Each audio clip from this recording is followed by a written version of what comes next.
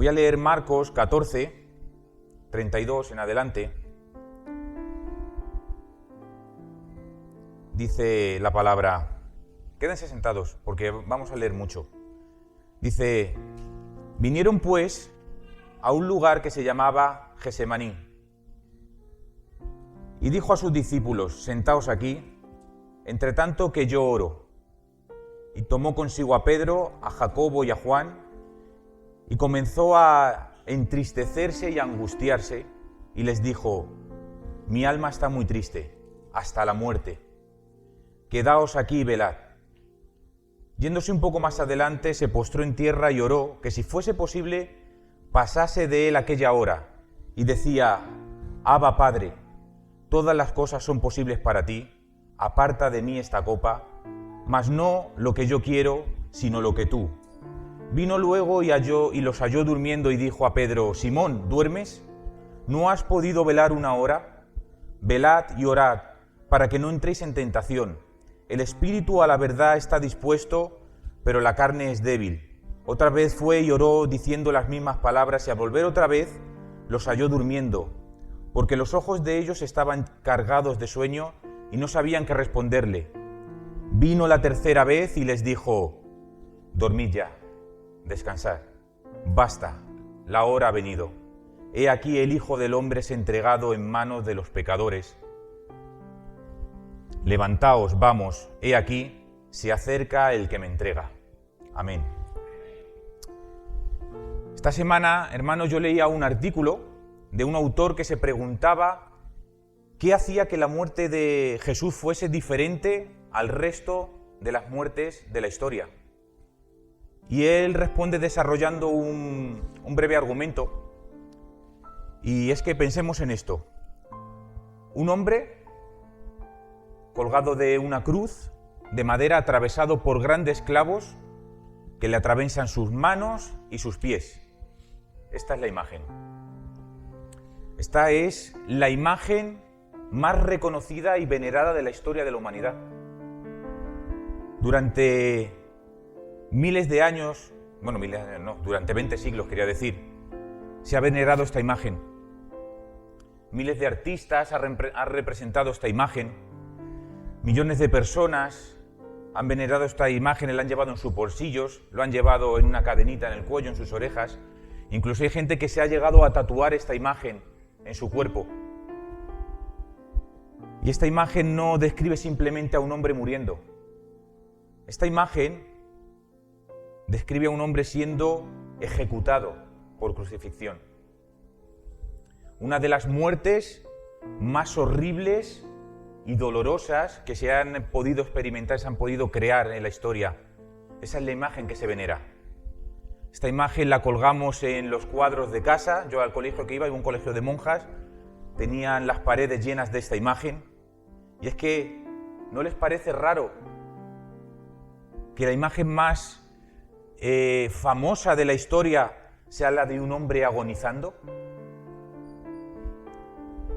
Y además agonizando de la forma más bárbara y horrible de pena capital que ha existido. Y es que, hermanos, ¿qué tiene la agonía de Jesús que ha cautivado a tanta gente? Este es el momento más horroroso de la historia y a la vez la imagen más venerada. En cambio, podemos ver que hay miles de monumentos, hay miles de estatuas, de cuadros, de héroes en los museos, de personas que han sido grandes personas, líderes, pero no se les representa de forma icónica en el momento de su muerte. ¿Por qué cuando se quiere evocar las virtudes, por ejemplo, que tuvo Abraham Lincoln o que tuvo Martin Luther King, no se les representa como murieron? De un disparo en la cabeza.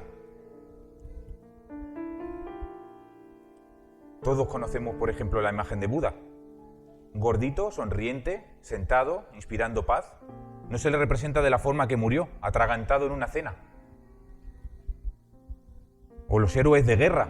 Se los representa en un caballo, con una espada, cuando realmente la mayoría de los héroes de guerra murieron en la batalla, de formas horribles. No se les representa explotando con una bomba, sus miembros por ahí esparcidos. Los escultores griegos de la antigüedad representaron a Sócrates tallado en mármol precioso cuando ese hombre murió envenenado por cicuta. ¿Por qué no se le representa en su momento de asfixia? Y es que hay algo muy especial en la muerte de Jesús. Por eso yo hoy quiero hablarles de esa relevancia que tiene para nosotros la muerte de Jesús. Nosotros no hemos podido viajar a Israel como el pastor, nos falta el dinero, pero el otro día él ponía una foto de estado que me impactó muchísimo y era ese sepulcro vacío donde supuestamente estuvo el cuerpo de Cristo y me dio un shock cuando lo vi. Ahí estuvo Cristo, madre mía, qué fuerte. Pero luego a la vez estuve pensando algo que es muy obvio, pero que me hizo mucho de pensar. Hermanos, y es que el sepulcro estaba vacío. Por eso, hermanos, nosotros no tenemos ese dinero para viajar, pero a través de nuestra Biblia vamos a hacer un viaje desde el huerto de Getsemaní hasta ese sepulcro vacío. Y vamos a responder a esa pregunta: ¿qué tiene la muerte de Jesús que la hace única?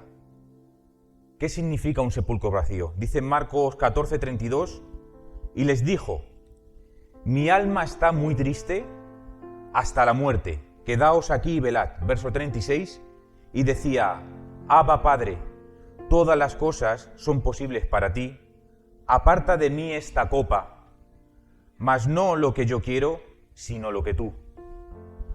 Aquí vemos que Jesús está muy triste porque él sabía que había de morir en la cruz. Dice: mi alma está muy triste, hasta la muerte. Jesús estaba muy triste porque sabía que justo en ese momento él iba a perder lo más importante que él tenía. ¿Saben qué era?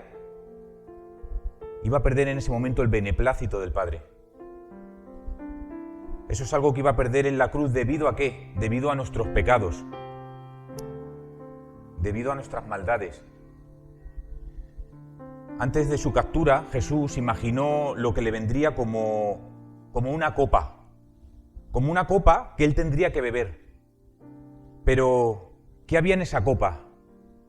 La copa que Jesús tenía que beber estaba realmente llena de la ira de Dios contra los pecadores, con todo su poder destructivo. Esa es la copa que Cristo tendría que beber. Dice la misma palabra en Isaías 51:17: despierta, despierta, levántate, oh Jerusalén, que bebiste de la mano de Jehová el cáliz de su ira. Y es que Jesús, a medida que avanza hacia su crucifixión, él percibiría como su Padre, el Señor, iba retrocediendo. Pero no por él, sino por el pecado que tendría que cargar sobre sus hombros. Él allí tuvo que enfrentar una tentación. ¿Sabes qué tentación sería? La de alejarse del horror. La tentación que le pudo venir a Cristo fue: no sufras. Y es que, hermanos, ¿cuántas veces nos bajamos de la cruz para evitar el sufrimiento? ¿Cuántas veces nos hemos bajado de la cruz para que nuestros familiares no sufran, para nosotros no sufrir? ¿Cuántas veces hemos torcido un poquito la palabra para evitar el sufrimiento? Menos mal que Él no es como nosotros. Porque a Jesús las personas que le querían le dijeron: sálvate tú. Esas fueron las palabras de Pedro: no vayas a la cruz. Pero Él no era como nosotros. Él sabía que tenía que llevar a cabo esa misión que estaba planeada desde la eternidad. Dice Primera de Pedro 1:20, ya destinado desde antes de la fundación del mundo. Y es que en ese momento tan doloroso ni siquiera sus discípulos pudieron estar atentos a ese momento. Él solo pidió compañía en esos momentos, Él solo pidió en esos momentos oración. Pero ni siquiera ellos pudieron permanecer de pie. Se durmieron. Y es que esto nos representa muy bien a nosotros. El Señor lo ha hecho todo por nosotros, el Señor ha dado la vida en la cruz, y lo único que nos pide a veces es oración, y ni siquiera eso hacemos. Nos dormimos, no podemos permanecer en pie. Menos mal, hermanos, que Él no es como nosotros. Por otra parte, no me deja de llamar la atención el lugar que escogió Jesús, para derramar su corazón y elevar esta oración, una de las oraciones más importantes del cristianismo. Y digo que me llama la atención porque el lugar que él escogió se llamaba Gesemaní, que significa prensa de aceite. Y es que allí en ese huerto se criaban olivos para extraer su fruto y exprimirlo y sacar hasta la última gota de aceite que llevan. Y fue en ese lugar de presión donde Jesús, dice Lucas 22, 44, que su sudor se hizo como gotas espesas de sangre. Mi Señor sudó sangre.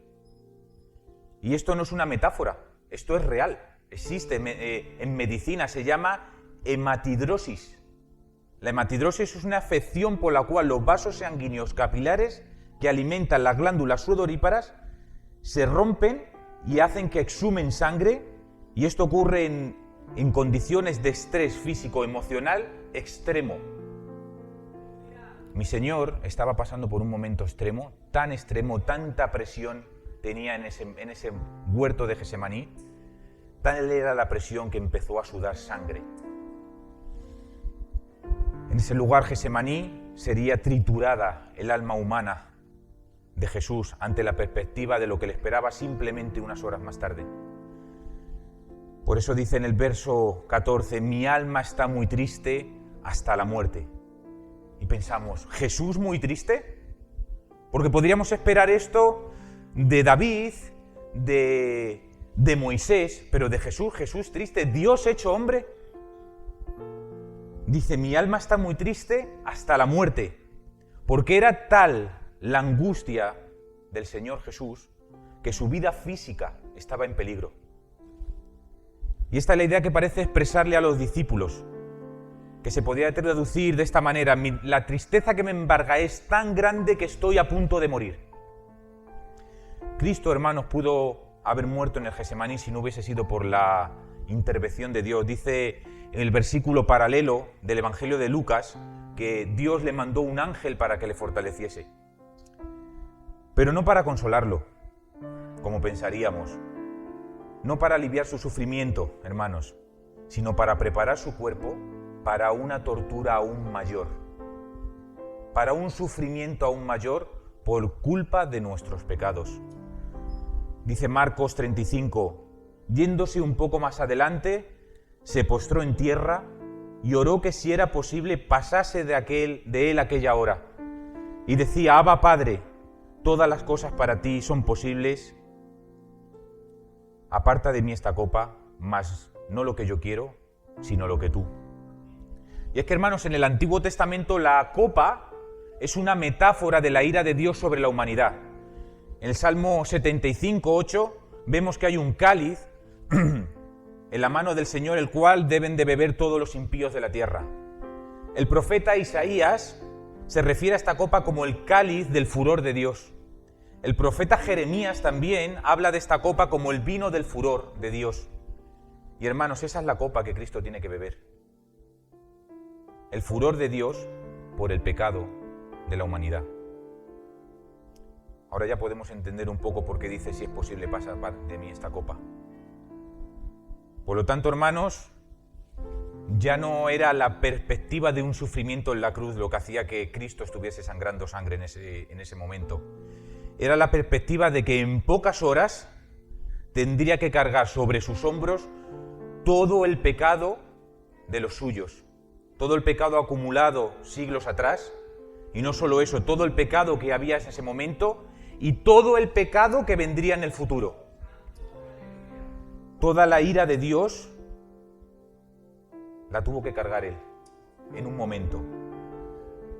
Y dice que en su momento de mayor angustia, Él tendría que beber esa copa de ira por los pecados del pasado, por los pecados del presente y por los pecados del futuro.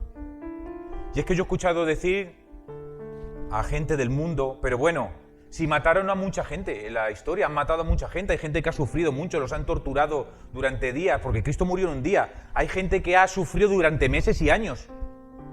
Hermanos, no es cualquier muerte. No es la muerte que ha sufrido una persona por causa de él mismo. Como dice el pastor Michel Sugelén, él sufrió cada crimen, cada blasfemia, cada desobediencia, cada pensamiento pecaminoso de aquellos que Él vino a salvar. Todo está cargado sobre Él en esa cruz del Calvario. Cristo iba a sufrir literalmente millones de infiernos de millones de personas en un solo hombre. ¿Pero qué infiernos? El infierno que tú y yo merecemos lo sufrió un solo hombre. ¿Puedes sentir el peso, Jean-Pierre? Cuando Cristo llegó a Getsemaní se sintió abrumado porque sería triturado por la ira de Dios sin misericordia, para que hoy nosotros podamos tener una misericordia sin ira. Yo os he dicho un fuerte amén. Repito, Él experimenta una ira sin misericordia para que hoy nosotros podamos estar aquí experimentando una misericordia sin ira. ¿Han pensado alguna vez en eso? ¿Qué provoca esa idea en nuestro corazón? Pero a pesar de eso, Él dice, pero que no sea lo que yo quiero, sino lo que tú quieres. Allí en Getsemaní, la voluntad humana de Cristo se alineó perfectamente con la voluntad del Padre. Él bajo ninguna circunstancia iba a abortar esa misión para la que fue preparado desde antes de la fundación del mundo. ¿Y saben por qué fue? Por el amor que tenía por su Padre y por el amor que tenía por todos aquellos a los que vino a salvar. Él no empezó a amarte cuando se subió a la cruz. Cristo nos amó en la eternidad. Hermanos, pero luego fue llevado a la cruz del Calvario. Marcos 15, verso 33 en adelante dice, pero cuando vino la hora sexta, hubo tinieblas sobre toda la tierra hasta la hora novena. Y a la hora novena clamó a gran voz diciendo, Eloi, Eloi, lama sabactani, que traducido es, Dios mío, ¿por qué me has desamparado? Y algunos de los que estaban allí decían al oírlo, mirad, llama a Elías. Y corrió uno y empapando una esponja en vinagre y poniéndolo en una caña le dio de beber, diciendo, dejad, veamos si viene Elías a bajarle. Mas Jesús, dando una gran voz, expiró. Entonces el velo del templo se rajó en dos de arriba abajo, y el centurión que estaba enfrente de él, viendo que después de clamar había expirado así, dijo, verdaderamente este es el Hijo de Dios. A buenas horas, ¿no? Dijo, verdaderamente este es el Hijo de Dios. También había, dice la palabra, algunas mujeres mirando de lejos, entre ellas estaban María Magdalena, María la madre de Jacobo el menor y de José y Salomé, quienes cuando él estaba en Galilea le seguían y le servían, y otras muchas que habían subido con él a Jerusalén. Pero hermanos, ¿qué pasó en Getsemaní hasta ese momento de la crucifixión? Vamos a seguir viajando con nuestra Biblia. Dice que allí en Getsemaní Él fue entregado por sus discípulos. Fue entregado por su amigo, el que llevaba las cuentas, el que manejaba el dinero. Ese era Judas Iscariote. Con un beso fue entregado. Y mi Señor, como un vulgar ladrón con las manos atadas, fue llevado a la casa del ex sumo sacerdote Anás. Fue llevado a ese patio, y es que ahí no solamente fue interrogado injustamente, sino que también fue golpeado. Y no suficiente con esto, mientras tanto, su amigo Pedro, el que le dijo que iría con él hasta la muerte, en ese mismo patio, a pocos metros de él, en la casa de Anás, niega haberle conocido. El Salvador está solo.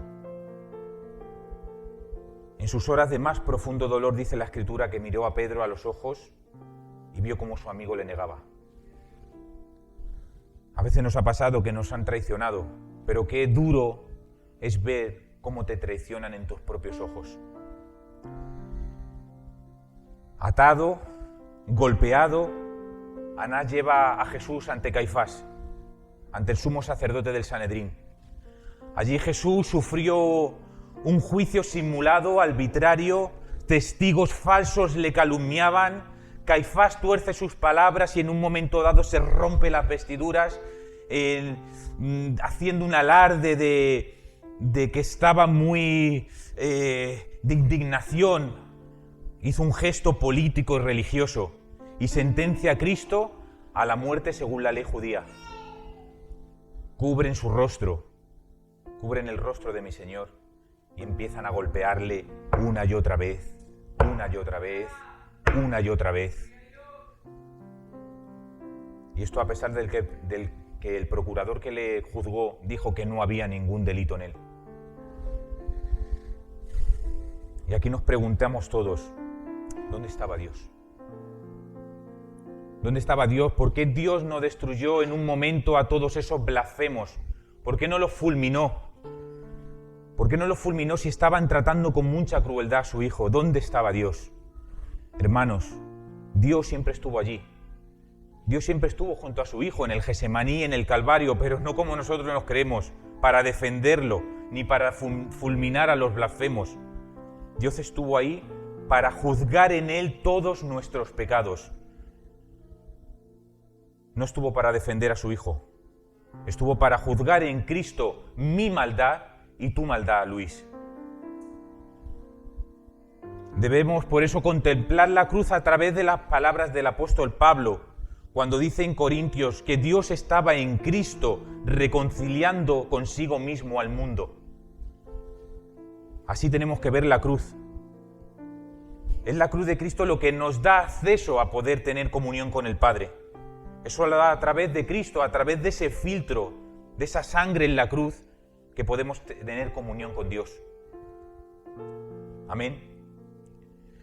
Después nos dice el relato de los evangelios que Jesús fue crucificado en la hora tercera, es decir, a las 9 de la mañana, según como cuentan los judíos las horas, y fue alrededor de mediodía cuando el sol estaba en el punto más alto, dice la Escritura en el verso 33 de Marcos 15, que cuando hubo la hora sexta hubo tinieblas en toda la tierra hasta la hora novena. ¿Qué era lo que Dios quería decir a través de esa oscuridad? En las Escrituras, la oscuridad se asocia a juicio de Dios contra el pecado. Y lo podemos ver en el libro de Éxodo y lo podemos ver en muchos otros libros del Antiguo Testamento. De hecho, Jesús se refiere al infierno como las tinieblas de afuera, en Mateo 8. Esa oscuridad se asocia al juicio de Dios y en ese momento en la tierra hubo oscuridad y hubo tinieblas.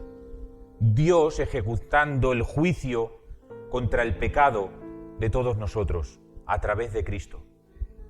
Porque en Él, hermanos, nunca hubo pecado.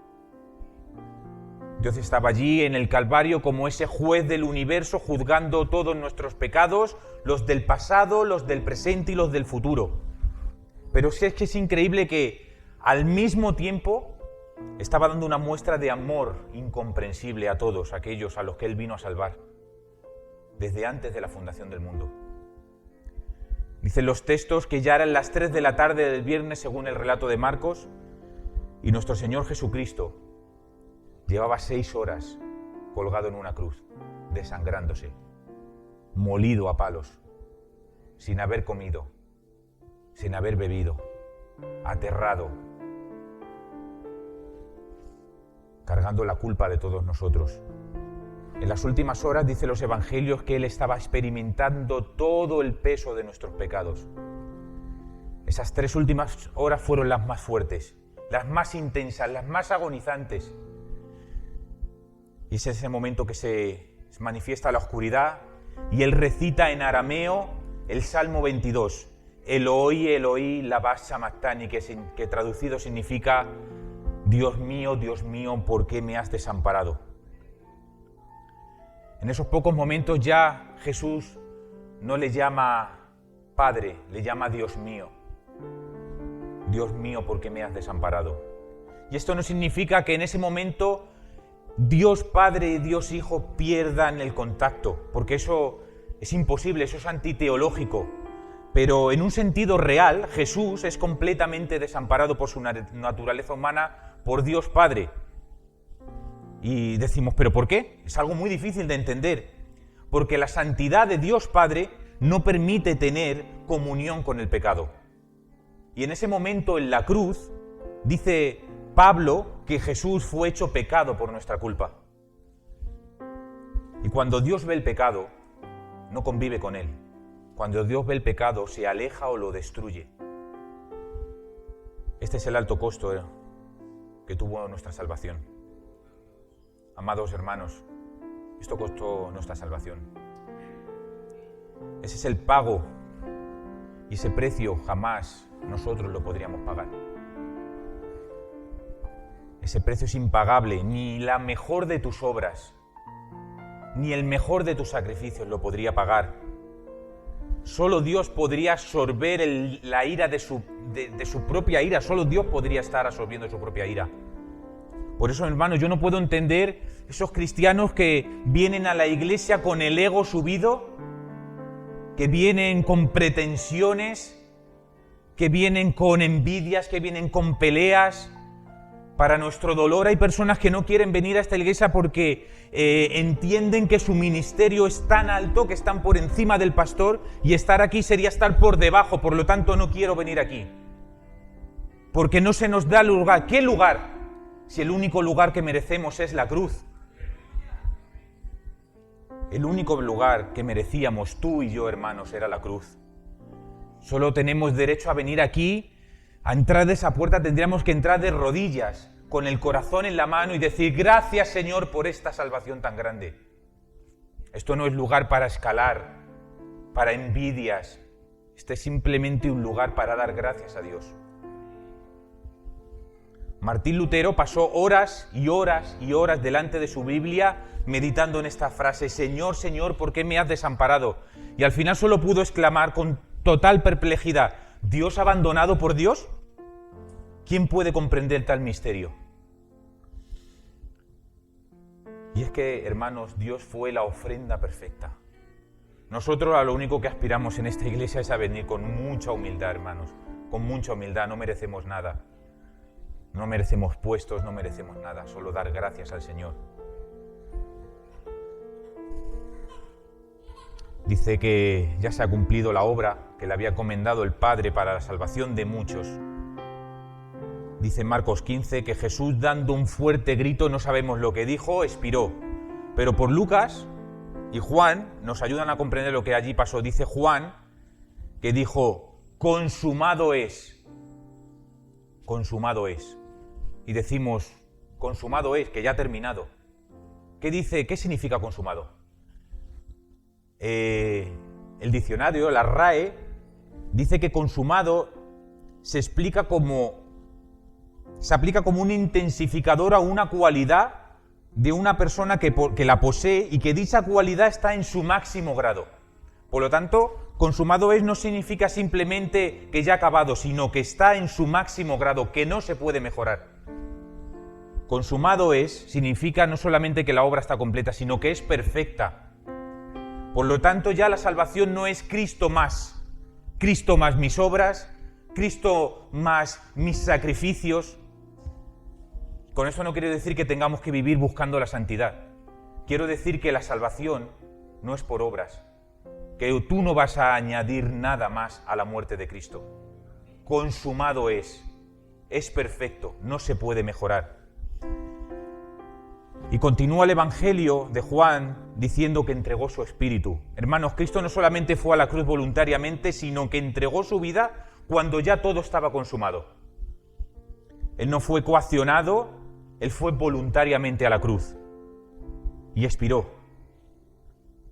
Mi Señor expiró.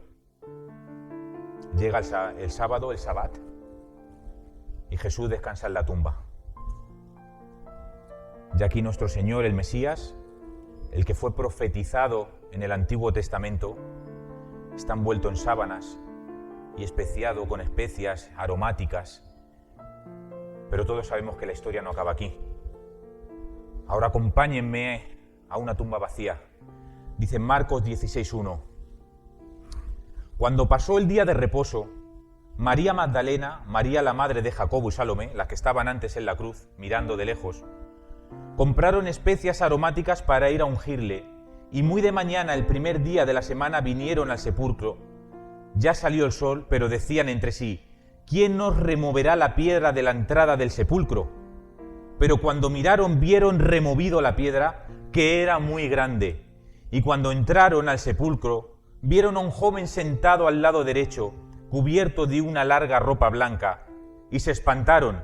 Mas él les dijo: no os asustéis, buscáis a Jesús el Nazareno, el que fue crucificado.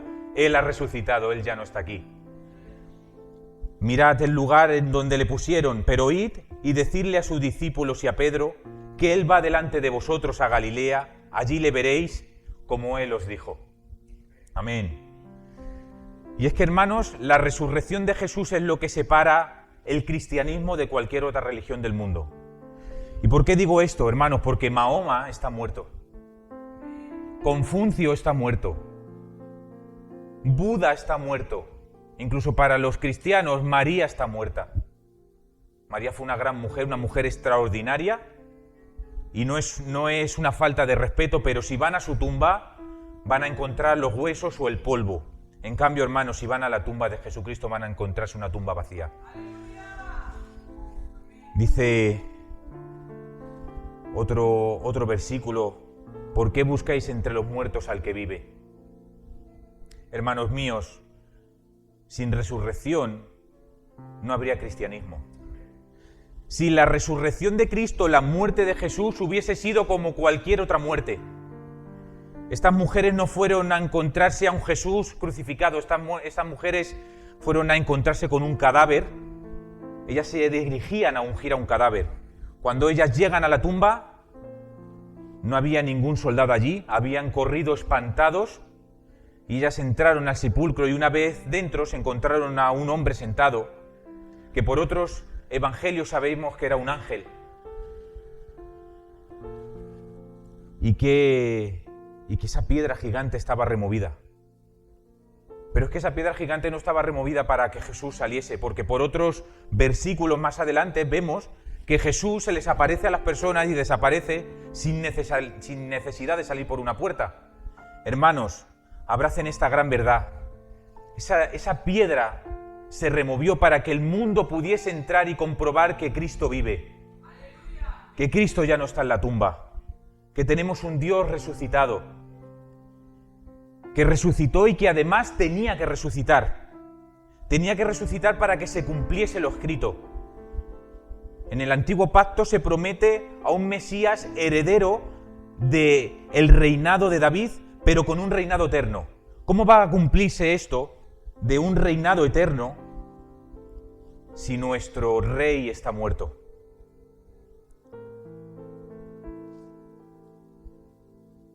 Y es que, hermanos, el Evangelio es maravilloso.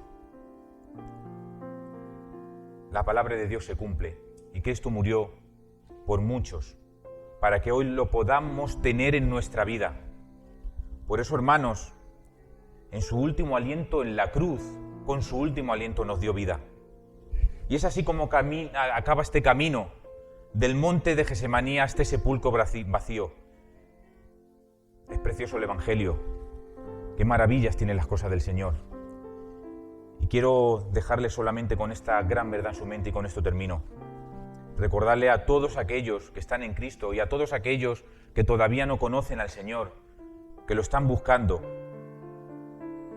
que este es el mensaje más hermoso que tiene el Evangelio, y es que Cristo ya no está en ese sepulcro.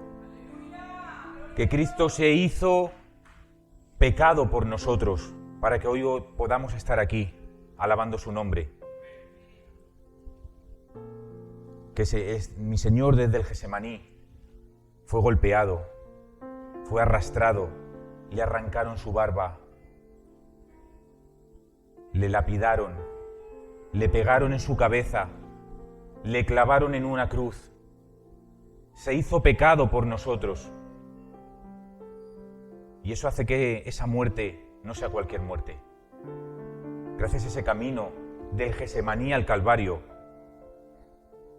gracias a esto, hoy en Cristo hay salvación. Oramos.